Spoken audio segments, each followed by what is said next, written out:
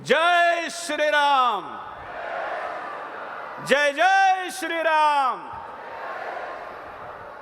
आदरणीय मंच, अभी मेरे पहले जिनका ओजस्वी संबोधन हुआ उनका वैसे परिचय यहाँ विधायक के रूप में दिया, लेकिन वो पाकिस्तान के भी पड़ोसी है, क्योंकि इनकी विधानसभा पाकिस्तान के सीमा पे आती है और उनकी गर्जना से सीमा पार के गद्दार भी बिलबिलाते हैं। ऐसे प्रतापपुरी जी इस मंच पर प्रकाश आर्य जी है, जिनके नेतृत्व में आयोजन हो रहा है। मेरा जिनसे परिचय है और पहले भी या आजकल सोशल मीडिया पर उनका काफी वीडियो वायरल हो रहे स्वामी संपूर्णानंद जी, अन्य मंच पर उपस्थित सभी वरिष्ठ संत व देश भर से विभिन्न प्रांतों के जो प्रतिनिधि यहाँ पर मंच पर है, उन सभी को साथ देश विदेश से इस सभागार में आए हुए व टीवी पर, डिजिटल मीडिया पर इस कार्यक्रम को सभी सुनने वालों को मेरा जय श्री राम। मैं 2018 में यहाँ पर आयोजित कार्यक्रम में भी आया था। मैं दिल्ली में 2003 में पहली बार आया और अभी सुदर्शन को 23 वर्ष हुए हैं। इन 23 वर्षों में जिहादियों के साथ लड़ने में किसी संगठन के वैचारिक सामर्थ्य का मुझे उपयोग हुआ तो उसमें आर्य समाज एक बड़ा नाम है। मैं ये हर बार कहता हूं, मैं संघ का स्वयंसेवक हूं, वो तो मेरा बेस है ही, लेकिन जब मैं उत्तर में आया तो तर्क के साथ इन अतर्कियों को अगर मुंह बंद करना है तो किनका साथ लेना चाहिए, कौन से पुस्तकें पढ़ने चाहिए, गेस्ट पैनल में कौन से लोग आने चाहिए, इस पर जब हम रिसर्च कर रहे थे तो मुझे आर्य समाज का नाम सबसे आगे मिला। और कल भी एक कटमुल्ला चुनौती दे रहा था, तो फिर उसने कहा कि कौन है जो इस्लाम पर, कुरान पर हमारे साथ बात करना चाहता है। तो हमने कल रात 8 बजे महेंद्र पाल आर्य जी और पूरे टीम के साथ एक शो किया था, जिसमें वो परास्त हो गया। मैं इसका उल्लेख इसलिए भी कर रहा हूं कि 150 वर्ष पहले जो ज्योति लगाई थी, जो आज सूर्य की भांति सब तरफ प्रकाशमान है, हमने अपना रुख कुछ बदलने की आवश्यकता है। वैसे तो सूर्य अस्त होता है ऐसा लोग कहते हैं, लेकिन भूगोल के दृष्टिकोण से कहा जाए तो सूर्य नहीं अस्त होता। पृथ्वी अपनी दिशा बदलते समय आधा समय अंधेरे में रहती है, और मुझे लगता है कि जैसे पृथ्वी परिवलन करती है वैसे समाज परिवलन कर रहा है, और इसलिए वह अंधेरे में है।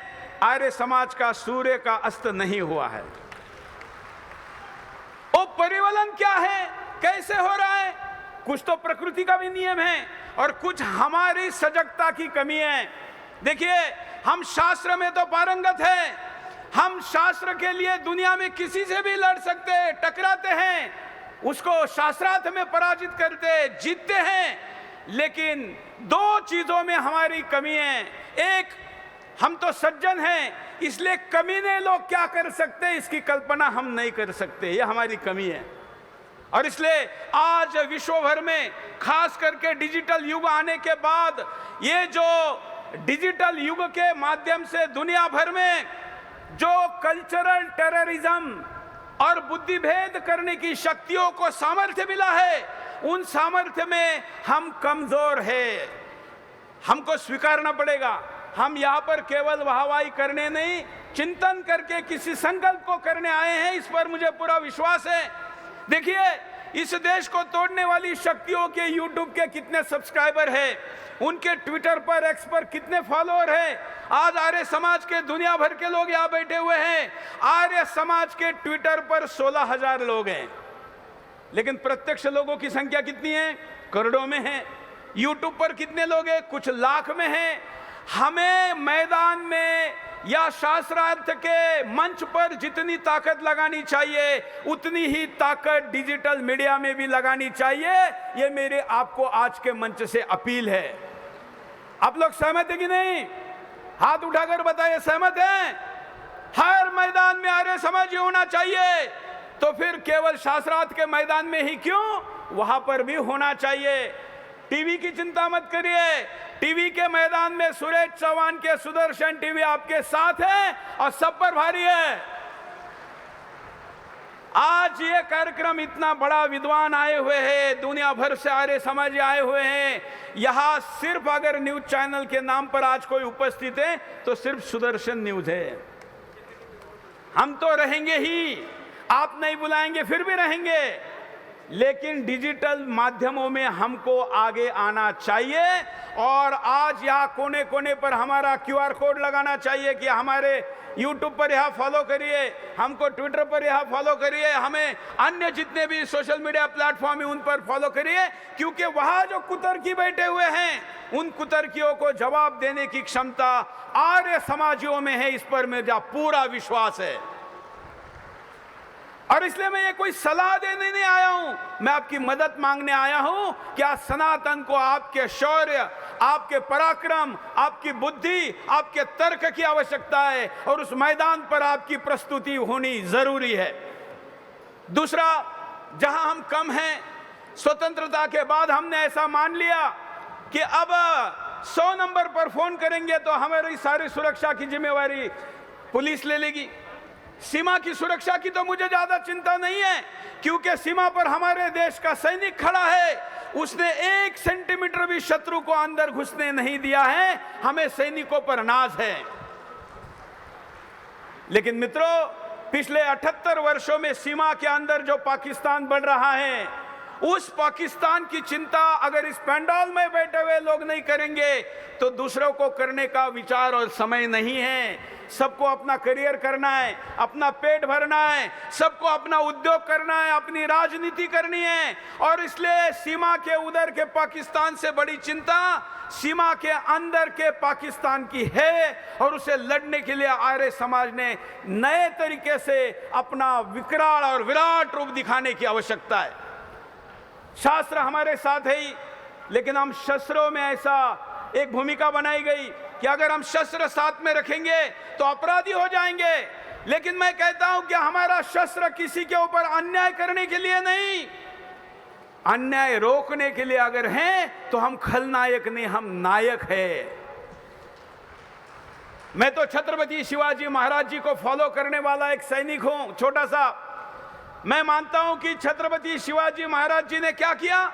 उस समय सारे राजा क्या करते थे, कहते कि धर्मशास्त्र में लिखा है सूर्यास्त के बाद युद्ध नहीं होगा, सूर्योदय के पहले नहीं होगा। लेकिन जो मुगल आए, जो आतताई आए, वो क्या करते थे, वो पीठ पीछे वार करने के लिए रात में हमला कर देते थे। तो शिवाजी महाराज जी ने कहा, अगर आपका दुश्मन मनुष्य नहीं है तो मनुष्य के शास्त्र का नियम उस पर लागू नहीं होता है। आज हमारा जो दुश्मन है, मानवता का दुश्मन है, वो मनुष्य है क्या? मैं आपको हाथ हिलाकर पूछ रहा हूं, हिंदू धर्म को, सनातन को समाप्त करने की संकल्प लेने वाला मदरसे में जो आतंकवादी बनाया जा रहा है, जिसमें आपको मुझे काफिर बनाया जा रहा है, क्या वो मनुष्य है या शैतान है? कौन है? तो क्या उससे आप मानवता के नियमों से लड़ सकते हैं? मदरसों से आज औरंगजेब निकल रहा है और हमारे विद्यालयों से पप्पू निकल रहे, तो कौन जीतेगा? मैं आर्य समाज के विद्यालयों की बात नहीं कर रहा हूं, क्योंकि वो तो बहुत अच्छा काम कर रहे हैं, लेकिन मैं हिंदुस्तान की शिक्षा व्यवस्था की बात कर रहा हूं। और इसलिए मित्रों, आज मैं, अभी तक मैंने कहीं से इसकी घोषणा नहीं की है, आज मैं आपके 150 वर्ष के इस मंच से घोषणा कर रहा हूं कि मैं नासिक जिले में 150 एकड़ में, ये 150वां वर्ष है, एक गुरुकुल शुरू करने जा रहा हूं, एक विश्वविद्यालय शुरू करने जा रहा हूं। दोनों की सेंट्रल आइडिया शौर्य है, शौर्य। बुद्धि में हम कम नहीं है, लेकिन इस्लाम से आप केवल बुद्धि से नहीं लड़ सकते, क्योंकि वहां तो तर्कों की बात है ही नहीं है, वहां तो जानना नहीं मानना है। तो पर आप इस्लाम से अगर लड़ना है तो शिवाजी महाराज जी ने कहा था, यहां केवल बाहु से लड़ाया जा सकता है। और इसलिए आपके पास ईश्वर ने पहले से ही शास्त्र दिया है। मैं आपको अपील करता हूं कि शस्त्र भी साथ में रखिए। भारत रत्न डॉक्टर बाबा साहब आंबेडकर जी ने हमको कानूनन इसकी अनुमति दी हुई है, दी है कि नहीं? आज मस्जिदों में जाएंगे तो आपको शस्त्र मिलेंगे। मैं गैर कानूनी शस्त्र रखने के लिए नहीं कह रहा हूं, लेकिन हमारे पास लाख लाख रुपए के मोबाइल है, लेकिन सरकारी रिवॉल्वर, कानपुर की सरकारी फैक्ट्री में बनने वाली रिवॉल्वर तो 36,000 में मिलती है। हम नहीं रख सकते। हमको लगता है कि अरे ये रखेंगे तो हम सज्जन नहीं माने जाएंगे। ध्यान रखना, सज्जन भी अपनी पतलून उतार देता है जब दुर्जन बंदूक लेकर उसके सामने आ जाता है।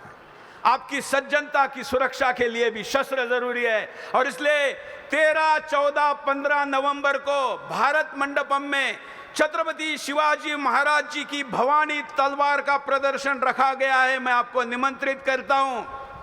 वहां पर वो सारे शस्त्र रखे जाएंगे जो शिवाजी महाराज जी के शिवकालीन शस्त्र है। छोटे छोटे खेत में काम करने वाले किसान भी शस्त्र के द्वारा कैसे मुगलों से लड़ते थे, ऐसा शस्त्र का प्रदर्शन आप भी अगली बार जब कार्यक्रम करेंगे वो सारे शस्त्र लेकर आना जिम्मेवारी मेरी रहेगी।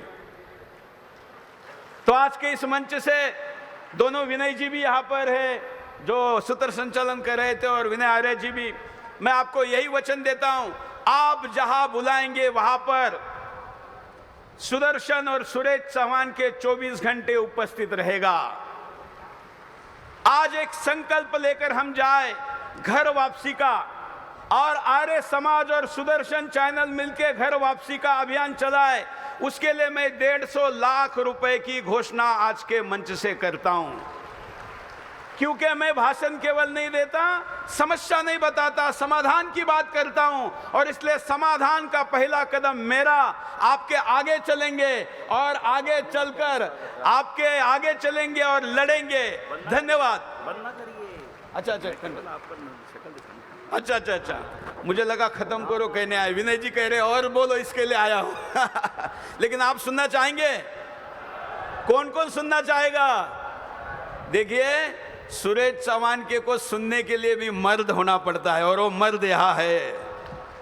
महाराज जी, संपूर्णानंद जी तो आजकल बहुत कट्टर बोल ही रहे हैं। तो आप जानते हैं कि आपने जैसे लोगों को मंच पर लोग बुलाते नहीं है। लोगों को लगता है सच्चिदानंद नाम है, हाँ सच्चिदानंद जी। महाराज जी थोड़ा वो देखिए, नाम तो बताने के लिए है, महाराज जी जैसे लड़ने वालों की जगह सुरेश चौहान के हृदय में है। अब जानते हैं, हम देश में कहीं पर भी कोई सनातनी समस्या में आता है तो हमारा परिचय है कि नहीं हम कभी नहीं देखते। हम उसके मदद के लिए खड़े हो जाते हैं, क्योंकि सुदर्शन की स्थापना ही इस उद्देश्य की गई है। प्रतापपुरी जी जानते हैं, कहीं पर भी देश भर में कहीं गौ रक्षक समस्या में आता है तो उसको पुलिस को फोन पहला नहीं करना पड़ता, वो सुदर्शन में पहला फोन करता है, उसके बाद पुलिस को फोन करता है। जब माननीय प्रधानमंत्री जी ने भी गौ रक्षकों के विषय में बोला था तो हमने कहा था, माननीय प्रधानमंत्री जी आपको अधिकारियों ने गलत इनपुट दिया है। मैं आज के इस मंच से गौ रक्षकों का भी सम्मान करते हुए कहना चाहूंगा, आज सनातन की लड़ाई में सबसे ज्यादा समस्या में अगर कोई है तो गौ रक्षक है, क्योंकि गौ को बचाने वाले के पीछे कम लोग हैं, लेकिन कसाईयों के पीछे ज्यादा लोग हैं। कसाईयों के पास पैसा है, संसाधन है। आज हिंदू मोमेंट्स के सबसे ज्यादा लोग अगर जेल में होंगे तो गौ रक्षक है। मैं एक चैनल चलाता हूं, इसलिए मेरे पास आंकड़े हैं, और इस आंकड़े के साथ कह रहा हूं। और इसलिए गौ रक्षा के विषय में भी हमें गौ रक्षकों का साथ देना चाहिए, बोलने वालों का साथ देना चाहिए, लड़ने वालों का साथ देना चाहिए। इसलिए इस मंच से मैं ये भी अपील करने आया हूं कि जहां पर भी सनातन की लड़ाई चल रही है उसको कंधे से कंधा लगाकर साथ दीजिए। अगर आप कंधे से कंधा लगाकर किसी कारणों से साथ नहीं दे सकते, व्यवसाय हो, सरकारी नौकरी हो, या कुछ ऐसी जिम्मेवारी हो, तो सामने से मत दीजिए, पीछे से दीजिए। और अगर पीछे से भी साथ नहीं दे सकते तो कम से कम उसका विरोध मत करिए, ये अपील मैं करता हूं। आज हिंदू का दुश्मन जिहादी बाद में है, पहले हिंदू है। वो हिंदू ही कहता है कि अरे नहीं, हमें ये कट्टरता नहीं बोलनी चाहिए। मैं जो बोल रहा हूं ये किसी का विरोध नहीं है, ये मेरे धर्म के रक्षा का संकल्प है और वो मेरा अधिकार है, ऐसा मैं मानता हूं। सत्य धर्म के खिलाफ बोलोगे तो फिर तुमको छोड़ोगे नहीं। मैं अपने आर्य समाज के चिंतन से मैंने कुछ ऐसी बातें अपने चैनल पर लागू की, जिसमें से कई बातों को तो लोग सुनने से भी डरते, मंच पे बोलने नहीं देते। उसमें से एक बात यह है कि सुदर्शन चैनल पर अल्लाहू अकबर बोलने को प्रतिबंध है।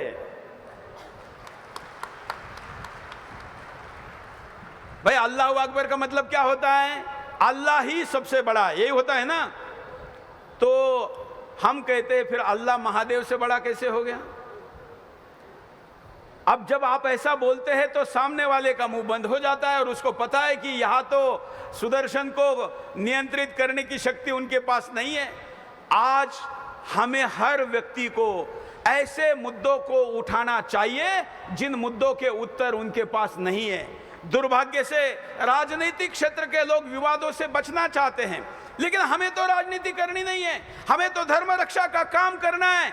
तो हमने विवाद, हम मराठी में कहते हैं, कुछ महाराष्ट्र के लोग भी आए हुए हैं, विवाद पांचवीला पूजलेला है। मतलब आपका पांचवा दिन जिस दिन होता है उसी दिन आपकी विवाद की पूजा हुई है। और ध्यान रखना, आजकल निर्विवाद कोई नहीं हो सकता। निर्विवाद होने के चक्कर में अपने सिद्धांतों को छोड़ने का पाप हमने नहीं करना है। हमें ईश्वर प्रदत्त वेदों ने बताया हुआ है कि यह सर्वश्रेष्ठ है और ये वेद हर घर में जाना हमारा कर्तव्य है। लेकिन आज एआई का युग है। आज मैं नोएडा से यहाँ आने तक कुछ बीच में रिसर्च कर रहा था, तो मैंने देखा कि वेद बताने का काम आर्टिफिशियल इंटेलिजेंस में चैट जीपीटी पे, जेमिनी पे, कोपायलट पर हमारी संस्थाएं नहीं कर रही है। वो कौन कर रही है? अमेरिकी संस्थाएं कर रही है। तो कल आर्य समाजी वेदों का असली अर्थ जो बताते हैं उसका नैरेटिव चेंज हो सकता है और वहां पर अमेरिकन कंपनियों ने जो व्याख्या वेदों की गई है उसकी व्याख्या बताई जा सकती है।